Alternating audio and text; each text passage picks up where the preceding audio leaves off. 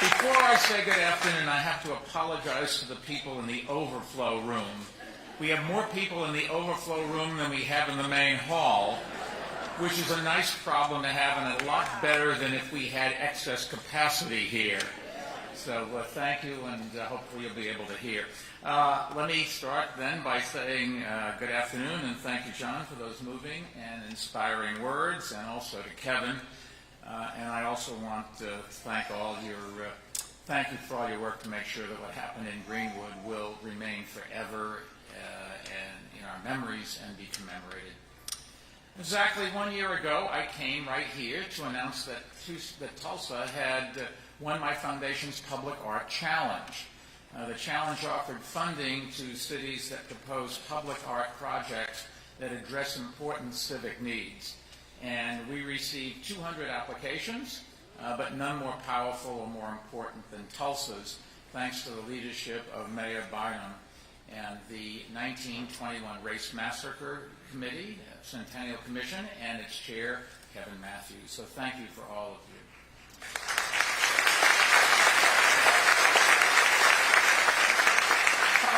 Tulsa's proposal told the story of the Greenwood Massacre that devastated John Rogers' family and left a generations-long impact. And even though Greenwood was known as Black Wall Street, it wasn't full of bankers. It was really just a thriving upper-middle-class community where people worked hard, played by the rules, and believed that they could get ahead. In other words, it was just like many other places across this country, except that this was a black community. And that did not sit well with many white residents in Tulsa.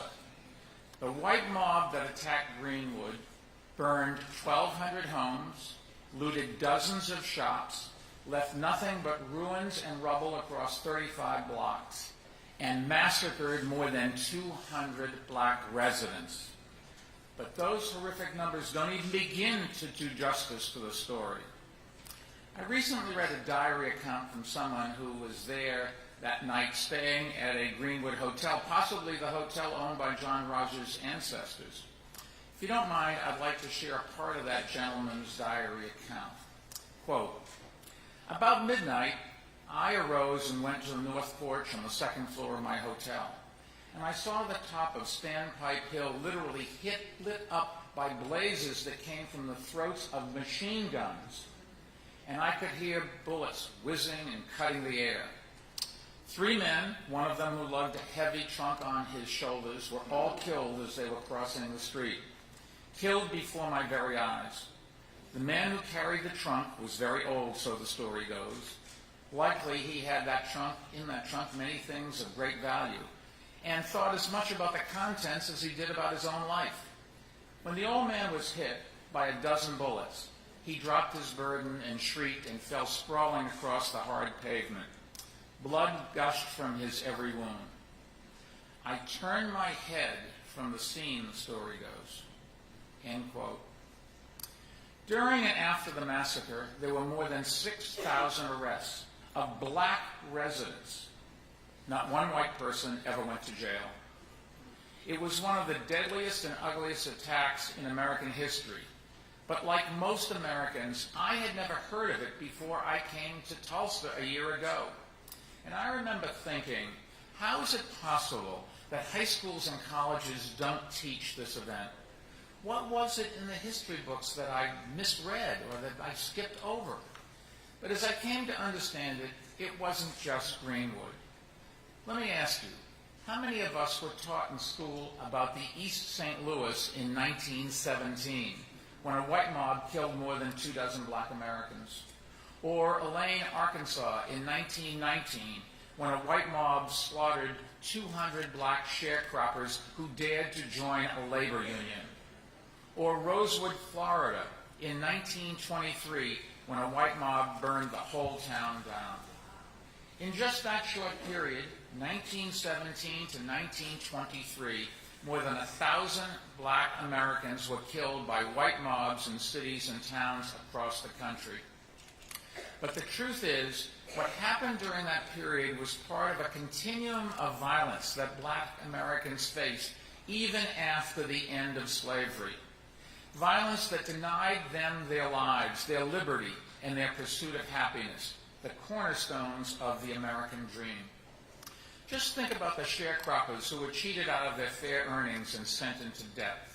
They could complain, but not without being thrown off the land.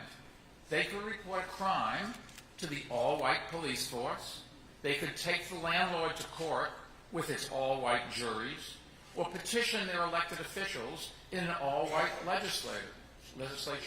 They had nowhere to turn, and black Americans who were cheated by banks that foreclosed unfairly faced exactly the same situation. Even when black Americans managed to use the ballot to win elections and gain power, whites simply took it away, sometimes violently overthrowing the elected government, as white mobs did in places like Louisiana in 1873 and Wilmington, North Carolina in 1898. For black Americans, there was nothing that white landowners, businesses, banks, and politicians might not take. Their wages and their homes, their businesses and their wealth, their votes and their power, and even their lives. What happened here in Tulsa demonstrates, I think, in incredibly stark relief the violent destruction of a prosperous black community and the enormous obstacles that so many black Americans have faced, not only in creating wealth, but in passing assets to their children and grandchildren, as generations of white families have done, thereby creating wealth. Hopefully, such mob-led massacres are in our past. But you don't reverse hundreds of years of theft and exploitation with some modern-day attempt to legislate equal rights, especially when those rights are routinely undermined by racism and inequalities that still exist. Now, I will admit I have never been one to look back. My brain is sort of programmed to look ahead. But I ask myself, could I have built my business and enjoyed my success under these conditions? Of course not. When I was starting out, I knew that my dealings with vendors and suppliers and customers were governed by a set of laws designed to protect me against theft and exploitation. That basic truth, which was critical to my success and to the success of every business in America today, was denied to black Americans for hundreds of years. The 14th Amendment that gave citizenship to black Americans and overturned the Dred Scott decision was a historic milestone for America. But it was also a dead letter for many of the very people it was meant to protect and empower. That's just a fact. And I've always believed in facing facts and following data. If there's one data point that begins to capture the enormity of the legacy that has been handed down to black Americans, I think it is this. Today, the typical black family in America owns 1/10 the wealth of the typical white family. 1/10.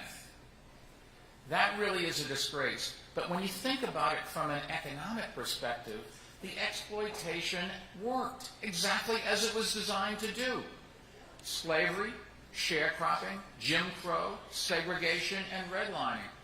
For hundreds of years, Americans systematically stole black lives, black freedom, and black labor.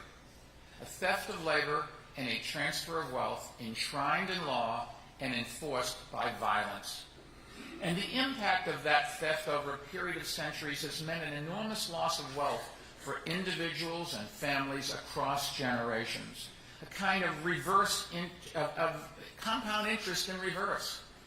Well, it's time to say enough and to do something about it. The damn well student on ballot.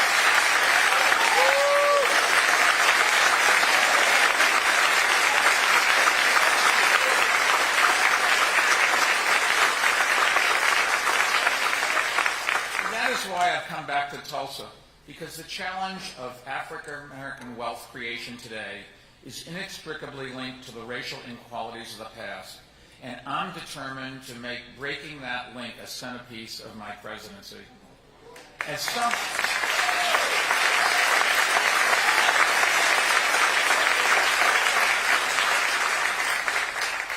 someone who has been very lucky in life, I often say my story would only have been possible in America, and I think that's true. But I also know that my story would have turned out very differently if I had been black, and that more black Americans of my generation would have ended up with far more wealth had they been white. Instead, they have had to struggle to overcome great odds because their families started out further behind and were excluded from opportunities in housing and employment, education, and others. This weekend, we celebrate the life of Dr. King. And we have to remember that he not only marched for equal rights, he marched for economic justice because they go hand in hand. He knew that equality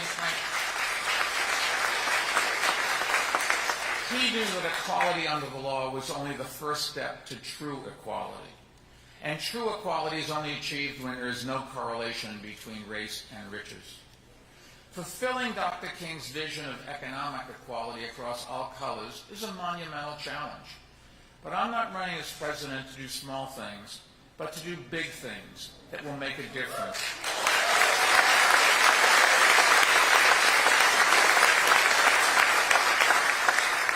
That was the approach I took as mayor of New York City, and fighting racial inequalities infused everything that we did then, from education and health to juvenile justice and protecting clean water in every community.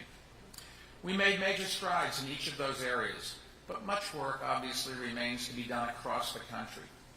So today I'm proposing a sweeping and ambitious strategy to invest in black wealth creation and close the racial wealth gap that plagues our country. Just think about this.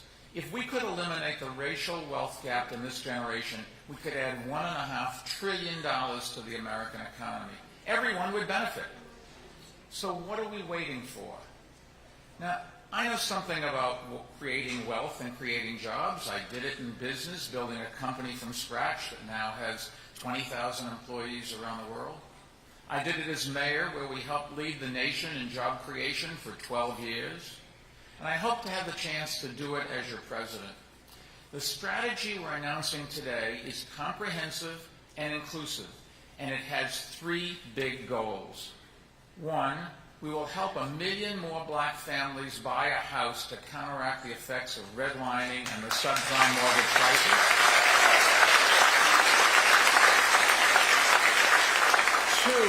2, we will double the number of black-owned businesses, which right now are far too few.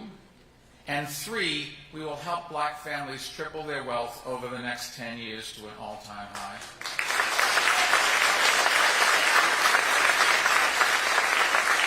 That will reduce, but not eliminate, the wealth gap between black and white families, but it will build the momentum we need to close it entirely someday. Achieving these goals will help our country begin to confront the legacy of what Frederick Douglass called the sin and shame of America, which did not end with Robert E. Lee's surrender at the Appomattox Courthouse, or LBJ's signing of a civil rights bill a century later, or even the election of our first black African-American vice president. The time has come, I think, to fully commit ourselves to acknowledging our history and righting our country's wrongs, and that's exactly what I will do as president.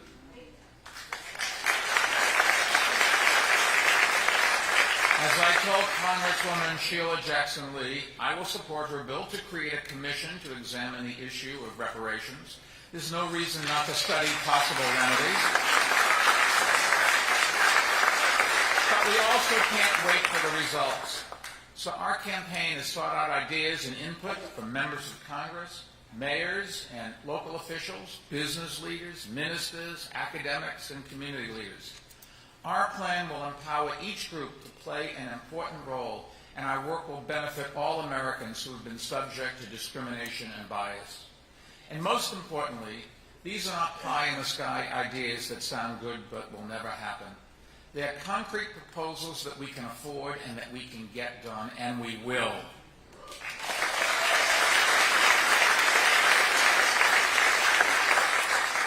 Let me tell you how, and let's start with home ownership. Last year, home ownership by black households dropped to its lowest level since the 1960s, back when segregated housing was the official U.S. government policy. The fact is, generous federal housing subsidies helped create a white middle class, while black Americans were expressly excluded, crowded into neighborhoods where they were denied credit and starved of public investment. Even after the Fair Housing Act was passed back in 1968, some landlords continued to refuse to rent to African Americans, which is exactly why the Justice Department sued the Trump Organization.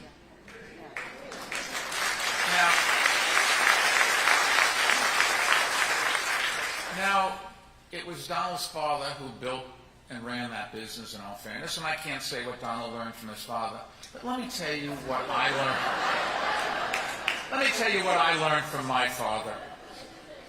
One of my earliest memories in life was sitting at the kitchen table watching my father write a check to the NAACP.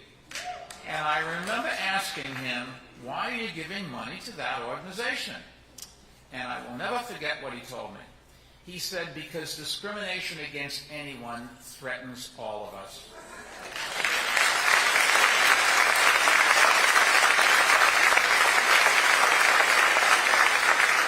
What I didn't know at the time, but when my parents moved to the house that I grew up in, the owners wouldn't sell it to them. They didn't want a Jewish family in the neighborhood. Now, lucky for us, our Irish lawyer was willing to buy it and transfer it to my parents. But if my mother and father had been black, I doubt that we would have been so lucky. And we might have not grown up in that neighborhood. And my parents knew that owning a home mattered, and that owning a home in communities with good schools mattered even more. Every American deserves that opportunity. As president, my administration will provide down payment assistance to new home buyers in the form of loans that will be forgiven over time. We'll recruit lenders to update their credit scoring models, because millions of black households don't have a credit score which is needed to get a mortgage. And that all has to end. We'll reverse the Trump administration's efforts to weaken fair lending laws. That has to end. We'll provide assistance to families to prevent foreclosures and evictions. Eviction rates can top 30% in some cities, and women and children are most often the victims. That has to end. We'll encourage community development financial institutions which receive federal support to increase mortgage lending for low-cost homes. We'll offer more incentives to build more affordable housing, as we've done in New York. And we'll offer $10 billion in incentives for local governments to reform zoning restrictions and other obstacles that raise housing costs and block economic mobility.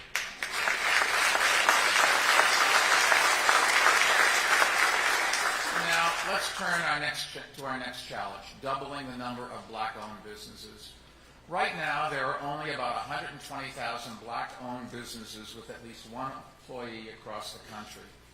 One study found if people of color owned businesses at the same rate as white entrepreneurs, it would result in 9 million more jobs to everybody and an additional $300 billion in income for workers. That's not just good for those new minority-owned businesses and their employees. That's good for America.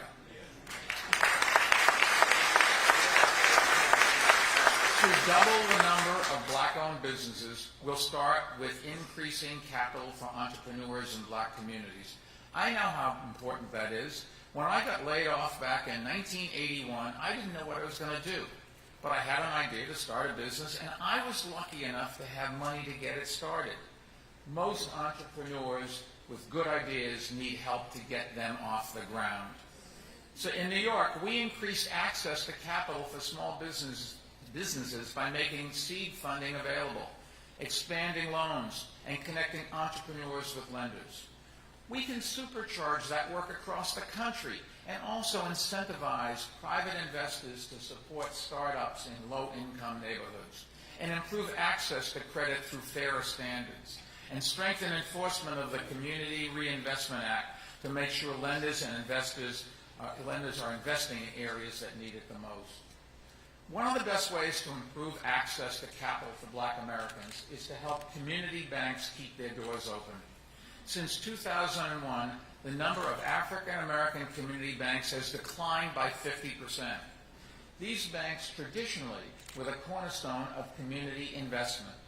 We need to revive that tradition, and my administration will lead the way by increasing federal deposits in those banks. In New York, we use city deposits to help open 20 new bank branches in low-income communities, and it made a difference. At the same time, we have to help more people open bank accounts and stop relying on other services that charge outrageously high fees. 1 in 5 black adults do not have a bank account. And one way we'll change that is by making free checking accounts available to people who receive the Earned Income Tax Credit. It won't raise the cost very much.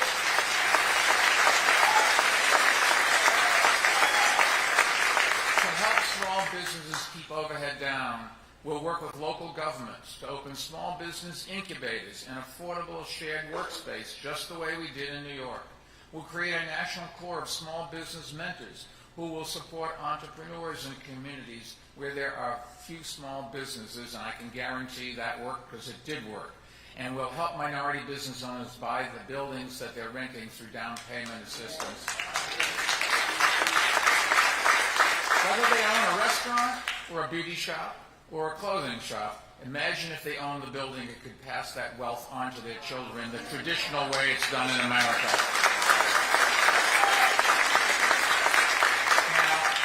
I know starting a business from scratch isn't easy, but in New York, we set up one-stop shops for entrepreneurs and existing businesses where people could get help writing a business plan, accessing capital, finding space, handling payroll and accounting. We can create these one-stop shops across the nation. I know they work. We've done it. They'll also help small companies get certified as a minority or woman-owned business, which improves their access to government contracts. Federal contracts are a $500 billion industry, but incumbents, and I know it from my own experience, trying to break into that industry is very hard. There's an awful lot we can do to level the playing field, and I will work to double the value of contracts going to qualified minority-owned small businesses. Adding 1 million more black homeowners and doubling the number of black-owned businesses will take us part of the way to our third goal. And the third goal is tripling the wealth of black families. But achieving that goal will require us to do even more. So we will build on a pilot program that President Obama started in communities that suffer high rates of poverty, segregation, and unemployment. Our place-based strategy will invest $70 billion in 100 communities around the country. We'll make those investments through a new neighborhood equity and opportunity office. And that office will help communities develop revitalization plans and address the needs everything from job training to transportation and infrastructure to helping more people returning from prison find employment. These things work. Obama started it. Trump canceled it. We've got to bring it back.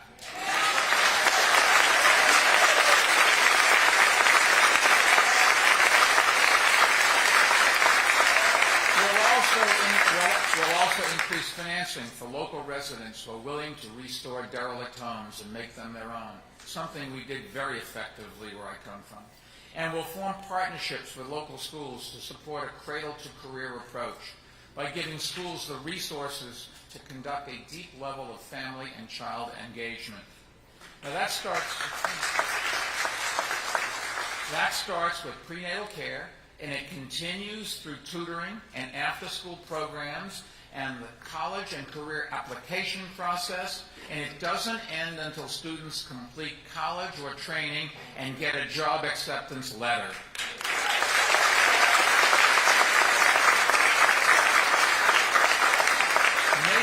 Making sure that all children get the education and support they need to succeed is essential to creating more economic opportunity. And so across this country, we'll expand Head Start and Early Head Start.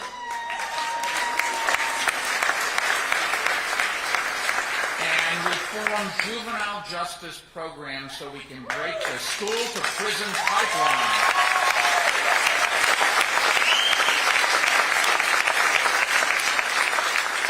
In New York, we cut incarceration rates in jails and prison by 40%. in part by reducing crime and stopping gun violence, which kills so many black and Latino young men. Now, as all of you know, in my determination to reduce gun violence, we employed a common big city police practice called stop and frisk, and that resulted in far too many innocent people being stopped. And when I realized that, we took action. And by the time I left office, we had finally cut stops by 95%. But as I have said, I was wrong not to act faster and sooner to cut the stops, and I've apologized to New Yorkers for that, but not for better understanding the impact it was having on black and Latino communities. I've always believed, though, that leadership involves listening to diverse opinions and acknowledging when you didn't get them right and learning from it, and that's what I've always tried to do. And as president, I will continue to make criminal justice reform a top priority, as I've done in my philanthropy, because there's nothing.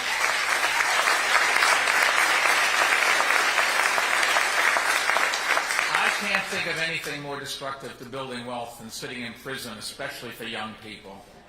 In New York, we made sure that every child went to a top quality school, no matter what zip code they lived in, and we cut the racial achievement gap by 1/4. And we also invested in the young people facing the greatest risk, black and Latino young men. We created a program called the Young Men's Initiative to close racial and ethnic disparities in education, employment, health, and the justice system. And before I left office, we began to see promising results, and we were thrilled when President Obama built on our work to create his own program called My Brother's Keeper. As president, I will build it out further and reach even more people in need. We'll also recruit more black and Latino teachers, as we did in New York City, because studies show they can make all the difference, and having a role model at the front of the class is one of the best investments we can make.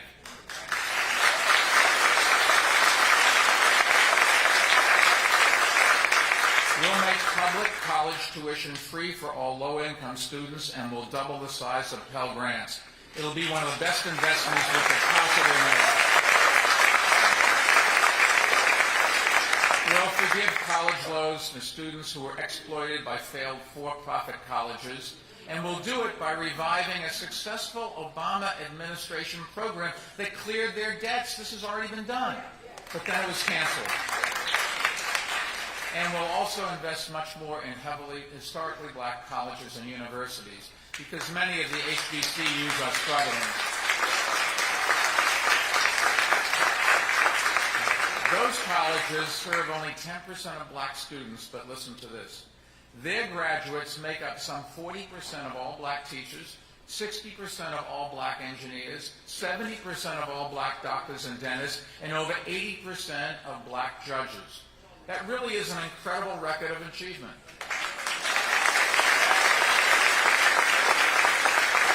And incidentally, President Trump promised to support them, but he broke that promise like virtually every other promise he's made.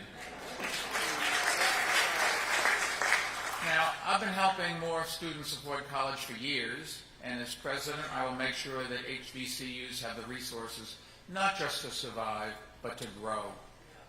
There's one other initiative, education initiative, I wanted to mention. I know curriculum is a federal issue, not a federal issue. It's a state and local issue. But we'll incentivize state and localities to create financial literacy classes.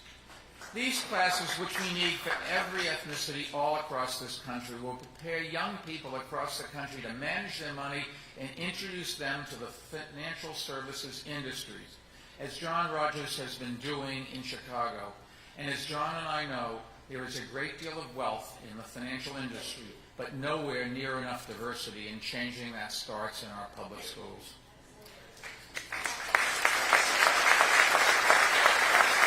There's one other curriculum change that we will encourage, and I think it's long overdue.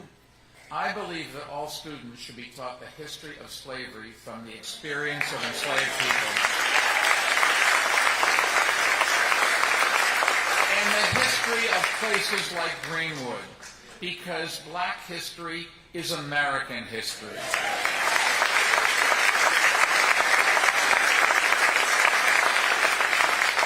I started this speech by talking about what was stolen from black Americans over generations, because it has been buried and denied for far too long. But let me close with something else we don't talk about enough. The incredible contributions that Black Americans have made to our country, even as they knew they would be deprived of their fair share of the rewards. From our country's first days, Black Americans found hope and kept faith in the promise of equality embedded in the Declaration of Independence. And when war came, as it did in every generation, they signed up to fight on the front lines. To me, there are no greater patriots in America's long history than the Black citizens who were willing to die for a nation that was denying them their rights.